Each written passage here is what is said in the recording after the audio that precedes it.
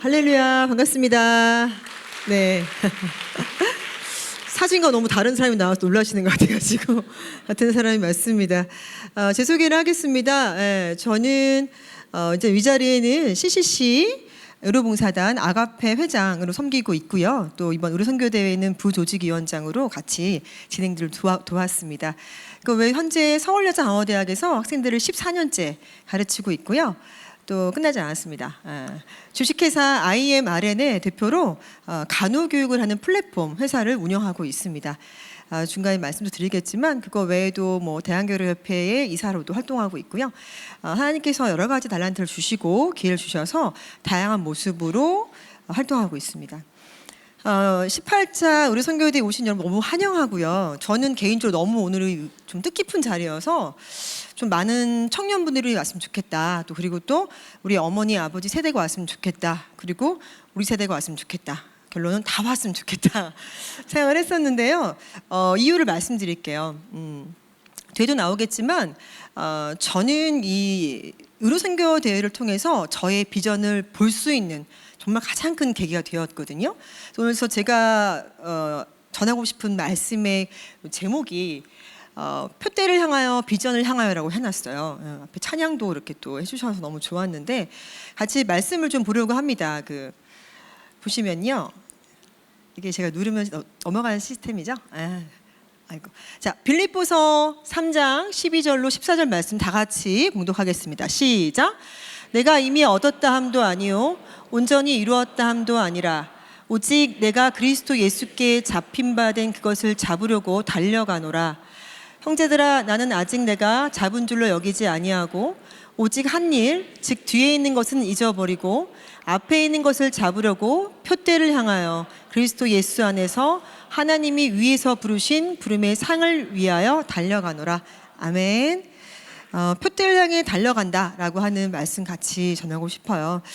비전을 향해 달려가는 것은 돌이켜 보니까 굉장히 즐겁지만 않았던 시절이 있었던 것 같아요. 하지만 지금의 저의 모습을 봤을 때는 세상이 이렇게 평안할 수 있는가 생각이 좀 듭니다. 그리고 그 4차 의료선교대회 때 제가 참석했을 때 봤던 사진이에요. 이 사진을 보기 전에 저는 비전을 본다고 하는 것은 어떠한 내가 남들은 볼 수 없는 나의 어떤 미래 모습을 보는 거다라고 생각을 하거든요. 그러니까 나에 대한 나의 미래 모습은 나만 볼 수 있다. 물론 하나님 보고 계시겠죠. 지금 띄어져 있는 사진은 제가 처음으로 비전이란 걸 몰랐던 시기에, 이게 비전인지 뭔지도 모르는 시기에 그냥 제 심장을 꽝 때렸던 사진인데요. 이 사진이 이제 아프리카 어린아이 사진이죠. 많이 나와요. 그렇죠? 많이 나오는데 초등학교 4학년 때였습니다. 우리 초등학교 4학년 학생들 안 보이네요. 있으면 좋겠는데. 초등학교 4학년 때 그때는 이제 TV 아니고 텔레비전 시대에 돌려야지만 나오는 끄떡거리는 분 같은 세대시고요. 모르는 분은 리모컨 없던 시대가 있었어요. 그래서 언니들이 동생한테 돌려 그럼 또 돌리고 이제 하는 시대가 있었거든요. 그 시대에 제가 텔레비전을 보다가 요 아이를 봤는데요. 너무 충격에 빠졌습니다. 일단 아이 콧물이 많이 흘렀고 파리가 많이 붙어 있었고 아이가 너무 앙상한데 희한하게 그 엄마는 아이를 안고 있으면서도 아이의 콧물에 붙어있는 파리를 쫓아주지 않았어요. 그래서 답답했던 4학년 어린이 김명애는 저기구나. 저기 어른들 좀 안 되겠네. 나라도 가서 애들을 세수를 시켜줘야겠다. 이게 첫 번째 제가 마음속에 딱 들어왔던, 나는 그냥 저기서 세수시켜주는 사람이 될 거야 라는 모습이 첫 번째 초등학교 4학년 때에 제가 봤던 그림입니다. 그런데 그래서 아프리카 선교사가 제 꿈이었어요. 그냥 아프리카 가 선교하는 사람. 근데 선교사가 뭐 하는지 제대로 모르는 상태에서 아프리카에 가서 세수시켜주는 사람들이 선교사님인 줄 알았어요. 세수도 시켜주시긴 하겠죠, 물론. 그래서 그런 사람이 돼야지 하고 있다가 그런 가정 가운데 이양 가는 거 가서 간호사가 돼가지고 가는 김에 주사도 놔주고 이렇게 하면 좀 좋겠다 싶어서 간호학과에 진학을 합니다. 그래서 저는 진학할 때부터 좀 남달랐던 거는 선교사가 되기 위해서 간호학과를 택했기 때문에 그 취업에 대한 그런 거는 좀 관심이 없이 갔던 것 같아요. 취업 그리고 학점 이런 거 관심이 없이 일단 들어갔고, 일단 제가 CCC 출신이기 때문에 또 CCC가 또 성적표에 C가 좀 있어야 좀 뭔가 CCC 활동을 더 열심히 했나 이런 생각이 들기도 하고, 그래서 학점보다는 그 민족의 복음화와 캠퍼스의 복음화 이런 걸 위해서 정말 최선을 다하고 대표 순장을 막 하면서 다른 대표 순장도 모아서 너 왜 이렇게 A가 많냐, 잘못된 거 아니냐 이렇게 얘기하면서 했는데요. 그러던 저에게 놀라운 사건이 하나 생깁니다. 어떤 사건이 생기냐면요. 저를 이제 보시면 알겠지만 사실 저희 이제 아버지께서 본 적이 여기 전라북도 순창이에요. 네, 별로 다 전라도 분이 아니신가 봐요. 그래서 순창이셔서 이 전라도가 저랑 굉장히 가까운데 저의 가장 인생의 큰 롤모델이고 가장 지금도 존경하는 분은 저희 아버지세요. 제 아버지는 목사님이셨고요. 전 목사님 딸이었는데 원래는 공군이셨다가 하나님을 만나고 완전히 사도 바울처럼 돌이키셔서 죽기까지 하나님을 섬기신 사랑하신 분이시거든요.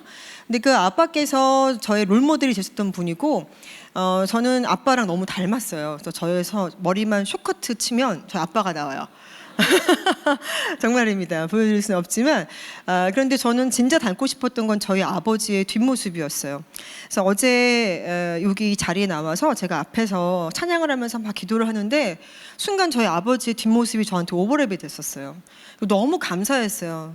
아빠의 뒷모습을 너무 닮고 싶었는데 제가 그 뒷모습을 이렇게 흉내라도 전심 다해 사내 앞에 드리고 있네요라는 게 너무너무 감사했어요. 그는 아빠께서는 늘 기도하는 뒷모습, 늘 찬양하는, 그러니까 우리 아빠 뭐 하시나 보면 늘 뒷모습을 성경 읽고 계시고 기도하고 계시고 그리고 또 계속 기도 방언기도 계속 기도하시고 저는 그래서 어른이 되면 다 그렇게 사는 줄 알았어요. 찔림이 다 있으시죠. 근데 그렇게 사는 게 쉬운 게 아니더라고요. 근데 그런 저희 아버지 또 공군이셨고 뭐 태권도 유단자, 되게 귀골이 장대한 분이세요. 제 어깨 보면 아시잖아요. 근데 그 아버지께서 꿍 쓰러지시고 그것도 대방역에서 주 예수를 믿으라 그리하면 너와 내 집이 구원을 얻으리라 선포하시다가 꿍 쓰러지시고 그 자리에서 가난 판정을 받으시고요. 그리고 6개월 만에 소천하시는 저한테는 일대 큰 사건이 발생을 합니다. 그래서요, 그 아버지 돌아가시고 선교사 꿈이었던 저한테 아빠께서 늘 하셨던 말씀이 너는 선교사가 될 아이이기 때문에 훈련을 멈추지 말아라. 너가 어떤 상황에 놓이든지 간에 계속 너의 길을 가야 된다고 하셨어요. 그래서 제가 아버지가 9월 19일 돌아가시고 지금처럼 그때 10월 1, 2, 3일 했었던 기억이 납니다. 제 4차 의료 선교대회에 이 앞자리에 앉아 있습니다. 그 당시 저는 대학교 1학년 학생이었고요. 간호학과에 막 들어가서 드디어 아빠께서 축복기도 해주셨던 것처럼 내가 강호사가 돼서 이제 선교사가 되나 봐. 1학년이 뭘 할지 알겠어요. 그래서 그 기쁜 마음을 들어갔던 아이가 3월에 입학했는데 9월에 가장 존경하는 나의 롤모델 아버지가 소천하시는 사건에 놓여지고요. 뭐 눈물이 이렇게 툭 치면 나오는 거 있잖아요. 툭 치면 나오고 뭐 불러도 나오고 아빠의 아짜만 나도 나오고 그런 상황에서 여기 앞에 앉아 있는 거예요. 대학교 1학년 김명애가 앉아 있습니다. 그 앉아 있는데요. 얼마나 많이 슬픔에 빠져 있겠어요. 근데 한 10일도 안 지난 상태에서 여기 앉아 있는 그 대학교 1학년 학생이 지금 이 자리에 다시 서 있는 겁니다, 여러분. 저한테 의료선교대는 그런 곳인데 그 앉아 있는 자리에서 저한테 이번에 이런 사진이 보여졌어요. 앞에 나와서 여러 그 나라에서 오신 선교사님들이 말씀을 전하시는데 미국 시민권자였던 선교사님 한 분이 나는 미국 시민권자라 북한에 들어갔다 왔다 하면서 거기서 보고 느꼈던 것들을 막 얘기를 하는데요. 잠깐 제가 아버지를 잃은 슬픔을 놓고 거기에 빠져들었어요. 그리고 이 사진을 보면서 앙상한 아이와 저 맥주병 수액을 맞고 있고 하는 이런 모습을 보면서 이 나라에 있는 사람들은 여러분 굶주리고 있지만 겨울이 되면 이제 얼어 죽기 시작합니다. 이렇게 얘기하시는 거예요. 순간 저는 너무 충격을 받았어요. 그래서 꽝 쳤죠. 굶어 죽는 나라가 있는 건 내가 알았고 아프리카도 물론 되게 다 힘든 나라, 도와야 되는 나라 맞습니다. 근데 얼어 죽기까지 한 나라가 내 나라였어? 라는 생각에 심장이 정말 막 울리는 거 그런 느낌 받아보신 적 있으신가요? 큰 슬픔에 빠졌던 대학교 1학년 학생의 심장이 세게 울렸어요. 그리고 하염없이 눈물을 흘렸습니다. 근데 강상 목사님께서 마지막 도전을 하시는 거예요. 이런 나라를 우리가 가야 되지 않겠습니까? 했더니 100명 넘게 모이신 분이 다 아멘 했어요. 가실 분은 일어나십시오. 그래가지고 다 가는 거 아니에요, 그럴 때? 그래가지고 얼른 뭐 늦을까봐 또 얼른 순서대로 일어나는 거죠. 팍 벌떡 일어났죠. 얼른 일어났죠. 얼른 다 일어나는 줄 알았어요. 느낌상 다 일어나는 분위기였어요. 진짜로. 그래서 다 일어났는데 뭔가 굉장히 뒤가 휑하고 썰렁하고 그래서 뭔가 무슨 일일까 나는 심장은 뛰고 있는 봤더니 이렇게 그럴 때는 이렇게 전념해야 되는데 곁눈질하게 되더라고요. 누구 일어났지? 그랬더니 여기 저기 한 2명 일어나고 저쪽에 한 3명 일어나고 솔직히 제 앞에 2명밖에, 그러니까 3명 정도 확실하고 그다음 뭐 몇 명 일어나는지 모르겠어요. 근데 그들이 일어나고 안 일어나고 중요하지 않고 제가 일어났잖아요. 그때 하나님 저요. 제가 갈게요라고 제 손을 든 거예요. 그리고 아빠가 돌아가신 슬픔에 빠진 큰 대학교 1학년 학생은, 강호대생은 그 뒤로부터는 북한을 보고 달려가기 시작합니다. 그게 저의 비전이었어요. 북한 땅을 돕는 사람이 되고 싶어요. 하나님, 저 그런 의료 선교사 되게 해주세요. 그걸 위해서 저 공부하고 싶고요. 그걸 위해서 저는 가장 필요한 병원으로 보내주세요. 저희 필요한 것도 주십시오라고 기도하기 시작합니다. 그래서 여러분들께도 이런 영상과 사진을 보여드리는 거예요. 그런데요, 놀라운 일이 생겼어요. 저한테 누구도 묻지 않아요. 저는 북한에 갈 거예요. 저는 북한에 갈 거예요. 아무도 안 물어봤어. 안 아니죠. 안 물어보고 안 궁금해. 근데 저는 북한에 갑니다. 저 북한 선교사 꿈이에요. 계속 그러고 다닌 거예요. 그리고 열심히 훈련을 막 있는 훈련 다 받았습니다. 받고 하다가 실제로 제가 2008년에 요 땅을 봐요. 이게 어딜까요? 뭐 제목은 북한일 것 같고, 개성공단에 갑니다. 근데 지금은 개성공단에 갔다 온 분도 계실 수도 있으니까 또 나만 갔다 왔다 할 수는 없지만, 그렇죠? 근데 제가 이 개성 땅을 가게 되고 실제로 북한 땅을 밟는 날이 오는 거예요. 비전으로 바라보고 갔던, 어떻게 보면 초등학교 4학년 때 아이가 봤던 아프리카 아이에서 북한 아이로 바뀌었던 그때, 그로부터 정확하게 14년 뒤에 제가 북한 땅을 밟고 있더라고요. 이 땅을 2년간 들어가면서 개성공단에 세워진 개성병원에 갈 강호사가 필요하다는 거예요. 그래서 그때는 비슷했던 것 같아요. 갈 사람 있습니까? 그럼 저기 다 아무도 안 간다니까 제가 가야죠 당연히. 그래서 예 가겠습니다 했던 거. 굶어 죽고 얼어 죽은 땅에 다 가야 되지 않겠습니까? 했을 때 지금처럼 조용하지 않았고 아멘 했기 때문에 그때 일어났던 거고, 또 이때는 어떻게 하냐면 전화가 왔어요. 그래서 저한테 김명희 강호사입니까? 그래서 맞다고 했더니, 선생님 지금 개성공단에 북한에 들어갈 강호사가 필요합니다. 혹시 가실 수 있나요? 라고 되게 건조하게 물어보셨던 것 같아요. 그 NGO 단체에서. 제가 너무 기뻐서 벌떡 일어나서 접니다. 제가 갑니다. 저 말고 딴 사람 안 불렀으면 좋겠어요. 제가 갈 거니까 저를 포함해서 가는 건 괜찮지만 저를 빼놓고 하시면 안 되고 제가 갑니다. 저는 다 가고 싶어 한 줄 알고 보니까 저희 이제 그 NGO 단체가 강호사를 못 찾아서 물어 우리 아가페까지 연락이 왔던 것 같아요. 다들 북한에 갑시다. 그랬더니 북한이요? 탁 뭐라고 북한 띠띠띠 이렇게 하니까 누가 그랬대요. 그 김명희한테 전화해보라고. 김명희라는 애가 굉장히, 김명희 강호사라는 사람이 북한을 굉장히 가고 싶어하는 애가 있으니까 한번 해보시라고. 갈 수도 있다고 걔는. 그래서 했는데 제가 북한이요? 제가 가겠습니다. 제가 갑니다. 감사합니다. 90도로 인사를 2번을 하고 끊고 나서 보니까 제 앞에 6살, 3살 아이들이 제 딸들이더라고요. 저 결혼했어요. 그때 6살, 3살 애들도 놀고 있고 거기 마침 또 시댁이었어요. 그래서 저 전화 받았어요. 저 북한 갑니다. 통보를 했습니다. 근데 그때 갑자기 통보한 게 아니라 그 시댁 식구들이나 우리 아이들이나 뱃속에 있을 때부터 남편도 모두 다 난 북한에 갈 거야. 북한 선교사 될 거야를 계속 들었기 때문에 그렇게 크게 동요하는 사람 없던 걸로 기억이 나는데요. 마침 제가 살던 집도 파주였어요. 그래서 제가 원래 생긴 거 보면 거의 압구정 출신인데 왜 파주에 살고 있지 하면 할 때마다 하나님 제가 너무 기도를 세게 했나요?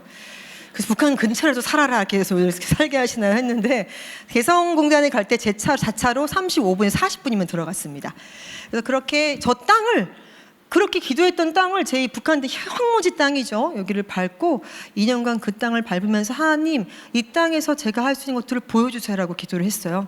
그리고 그때 이 개성병원에서 만난 강호동무들을 통해서 강호동무들을 만났어요. 그 동무들이 한국말을 잘 못 알아듣더라고요. 제가 엑스레이 기계가 어디 있나요? 이렇게 발음도 얼마나 좋아요. 딕션 좋잖아요. 엑스레이 기계 어디 있나요?